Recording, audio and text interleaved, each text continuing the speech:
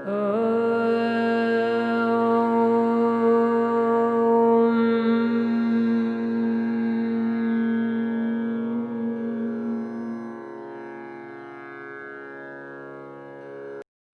श्री कृष्णा मित्रों, हरि शरणम में आप सबका स्वागत है। आज हम और आप आंवले से एक प्रेत के उद्धार की कथा सुनेंगे और आंवले के बारे में महत्वपूर्ण जानकारी हासिल करेंगे। भगवान भोलेनाथ ने कहा कार्तिकेय जी से कि बेटा, आंवले का फल समस्त लोकों में प्रसिद्ध और परम पवित्र है। उसे लगाने पर स्त्री और पुरुष सभी जन्म मृत्यु के बंधन से मुक्त हो जाते हैं। यह पवित्र फल भगवान श्री विष्णु को प्रसन्न करने वाला एवं शुभ माना गया है। इसके भक्षण मात्र से मनुष्य सब पापों से मुक्त हो जाते हैं। आंवला खाने से आयु बढ़ती है, उसका जल पीने से धर्म संचय होता है और उसके द्वारा स्नान करने से दरिद्रता दूर होती है तथा सब प्रकार के ऐश्वर्य प्राप्त होते हैं। कार्तिकेय, जिस घर में आंवला सदा मौजूद रहता है वहाँ दैत्य और राक्षस नहीं जाते। एकादशी के दिन यदि एक ही आंवला मिल जाए तो उसके सामने गंगा, गया, काशी और पुष्कर आदि तीर्थ कोई विशेष महत्व नहीं रखते। जो दोनों पक्षों की एकादशी को आंवले से स्नान करता है उसके सब पाप नष्ट हो जाते हैं और वह श्री विष्णु लोक में सम्मानित होता है। सदानंद, जो आंवले के रस से सदा अपने केस साफ करता है वह पुनः माता के स्तन का दूध नहीं पीता। आंवले का दर्शन, स्पर्श तथा उसके नाम का उच्चारण करने से संतुष्ट होकर वरदायक भगवान श्री विष्णु अनुकूल हो जाते हैं।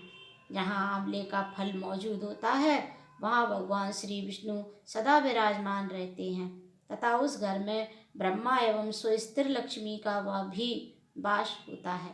इसलिए अपने घर में आंवला अवश्य रखना चाहिए। जो आंवले का बना मुरब्बा एवं बहुमूल्य नैवेद्य अर्पण करता है उसके ऊपर भगवान श्री विष्णु बहुत संतुष्ट होते हैं।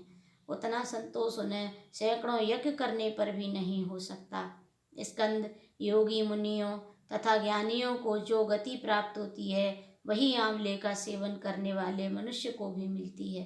तीर्थों में वास एवं तीर्थ यात्रा करने से तथा नाना प्रकार के व्रतों से मनुष्य को जो गति प्राप्त होती है वही आंवले के फल का सेवन करने से भी मिल जाती है। प्रत्येक रविवार तथा विशेषतः सप्तमी तिथि को आंवले का फल दूर से त्याग देना चाहिए, माने छूना नहीं चाहिए। संक्रांति के दिन शुक्रवार को, षष्ठी, प्रतिपदा, नवमी और अमावस्या को आंवले का दूर से ही परित्याग करना उचित है। जिस मृतक के मुख, नाक, कान अथवा बालों में आंवले का फल हो वह विष्णु लोक को जाता है। आंवले के संपर्क मात्र से मृत व्यक्ति भगवत धाम को प्राप्त होता है। जो धार्मिक मनुष्य शरीर में आंवले का रस लगाकर स्नान करता है उसे पद पद पर अश्वमेध यज्ञ का फल प्राप्त होता है। उसके दर्शन मात्र से जितने भी पापी जंतु हैं वे भाग जाते हैं तथा कठोर एवं दुष्ट ग्रह पलायन कर जाते हैं। पूर्व काल की बात है, एक चांडाल शिकार खेलने के लिए वन में गया। वहाँ अनेकों मृगों और पक्षियों को मारकर जब वह भूख प्यास से अत्यंत पीड़ित हो गया तब सामने ही उसे एक आंवले का वृक्ष दिखाई दिया। उसमें खूब मोटे मोटे फल लगे थे। चांडाल सहसा वृक्ष के ऊपर चढ़ गया और उसके उत्तम उत्तम फल खाने लगा। प्रारब्धवश वह वृक्ष के शिखर से पृथ्वी पर गिर पड़ा और वेदना से व्यथित होकर इस लोक से चल बसा। तदंतर संपूर्ण प्रेत, राक्षस, भूतगण, यमराज के सेवक बड़ी प्रसन्नता के साथ वहां आए किंतु उसे न ले जा सके। यद्यपि वे महान बलवान थे तथापि उस मृतक चांडाल की ओर आंख उठाकर देख भी नहीं सकते थे। जब कोई भी उसे पकड़ कर न ले जा सका तब वे अपनी असमर्थता देख मुनियों के पास जाकर बोले, ज्ञानी महर्षियों, चांडाल तो बड़ा पापी था, फिर क्या कारण है कि हम लोग तथा ये यमराज के सेवक उसकी ओर देख भी ना सके। यह मेरा है, यह मेरा है कहते हुए हम लोग झगड़ा कर रहे हैं किंतु उसे ले जाने की शक्ति नहीं रखते। क्यों और किसके प्रभाव से वह सूर्य की भांति दुष्प्रेक्ष हो रहा है, उसकी ओर दृष्टिपात करना भी कठिन जान पड़ता है। मुनियों ने कहा, प्रेतगण, इस चांडाल ने आंवले के पके हुए फल खाए थे। उसकी डाल टूट जाने से उसके संपर्क में ही इसकी मृत्यु हुई है। मृत्यु काल में भी इसके आसपास बहुत से फल बिखरे पड़े थे। इन्हीं सब कारणों से तुम लोग का इसकी ओर देखना कठिन हो रहा है। इस पापी का आंवले का संपर्क रविवार को या और किसी निषिद्ध वेला में नहीं हुआ है, इसलिए यह दिव्य लोक को प्राप्त होगा। प्रेत बोले, मुनीश्वरों, आप लोगों का ज्ञान उत्तम है, इसलिए हम आपसे एक प्रश्न पूछते हैं। जब तक यहाँ श्री विष्णु लोक से विमान नहीं आता, तब तक आप लोग हमारे प्रश्न का उत्तर दे दें।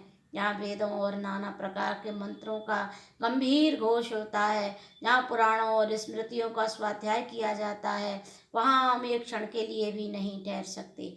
यज्ञ, होम, जप तथा देव पूजा आदि शुभ कार्यों के सामने हमारा ठहरना असंभव है। इसलिए हमको यह बताइए कि कौन सा कर्म करके मनुष्य प्रेत योनियों को प्राप्त होते हैं। और महर्षियों ने कहा, जो झूठी गवाही देते हैं तथा वध और बंधन में पड़कर मृत्यु को प्राप्त होते हैं, वे नरक में पड़े हुए जीव ही प्रेत होते हैं।